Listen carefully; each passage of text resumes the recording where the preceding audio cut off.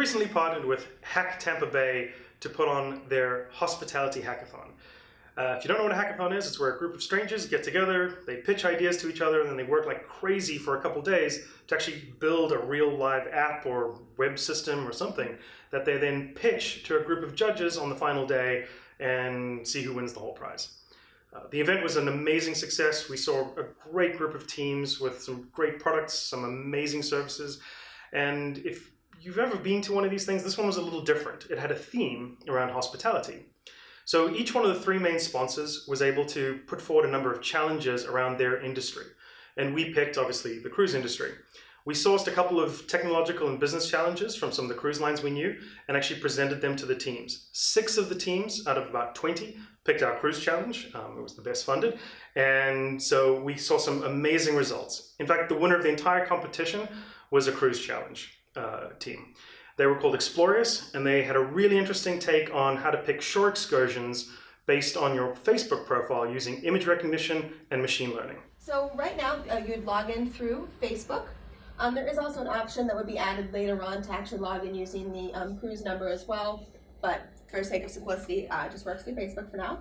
So when you click on the button, we'll go into the magic a little bit later, but the magic is happening right now, and it returns back a list of customized excursions. So that was Team Explorious, the winners of the entire competition. Congratulations, guys. It's pretty amazing what you can build these days in 2.5 days.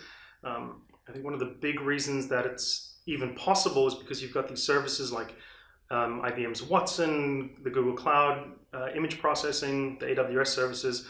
So these are the kind of things that we couldn't even imagine 10 years ago.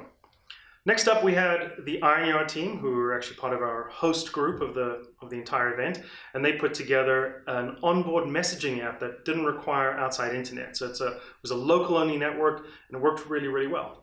Here's chats that I can have with other people on the ship.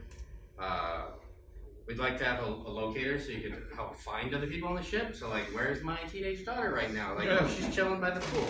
You know, no sweat. The Iron Yard team are always great. They were using WebSockets for their messaging protocol, which is actually what we use in real life on some of the cruise ships that our software runs on. So it really struck a chord. Next up was Team Reimer, and they took on the baggage tracking challenge. They built an app, a web app, that uses Bluetooth low energy to wake up the phone, notify the passenger that baggage tracking is available, and then they use a QR code to track the baggage through its entire process of getting on board. You'll take the push notification. You'll come down here, you'll click on tap to scan, do photo library, and it should be the first one, is a QR code. When you do it, it'll take it and it'll say your luggage is in transit. So that was Team Reimer, and one of the really impressive things about them is they built an application that was crew-facing as well, so that the crew could track the bags, and the passenger application so they could see where their bags are. Next up, we had my favorite team name, Team Cheeseburger, and what they built is an entire application, kind of like OpenTable, but around the idea of when a ship is in port and everyone's out doing shore excursions, that you could use the excess capacity on the ship, the spa, the restaurants, and you could use them as kind of future cruise sales mechanisms. Give people tours around the ship, let them have lunch, let them take a spa treatment. This could all be paid for, booked in advance, and be used for selling more cruises. So we're pulling, port of call, where it's going to be and everything, and she sees it's going to be in a city near her tomorrow. So she goes ahead and taps on the city, and now she is going to go ahead and book it for her and her friend. So one of my favorite things about what Team Cheeseburger did was they also added a telephony aspect so that the app would actually call you and remind you about your booking, which is a nice little way to go the extra mile. Next up, we had Team Local Motive, who were crowdsourcing data from people who lived in a city or port to build expert local knowledge inside of an app. And then they gamified it as well so that passengers could go and explore the city like a local.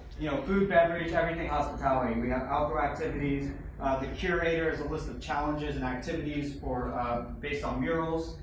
So if we take a look at some of these, say foodie.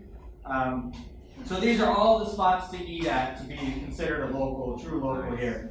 I think Local Motive were really onto something there. The first company that's really able to use crowdsourced data to build a really good tourist application has got a winner.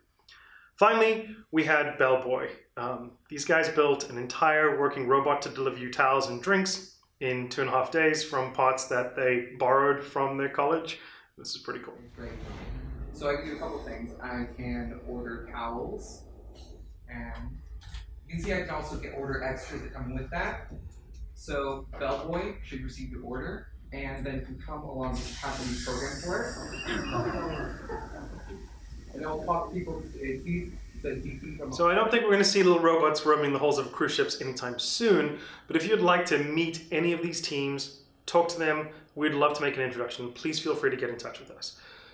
This was a great event, and we saw some amazing things coming out of it in just 2.5 days. And keep in mind, this was a general hospitality hackathon. Imagine what we could do, the kind of products and innovative ideas we could see if it was a pure cruise-specific hackathon. And so that's what we'd like to do next year in 2018. If you have any interest in participating, sponsoring, suggesting challenges, or offering prizes, we'd love to work with you. Give us a call, and I'll see you in 2018.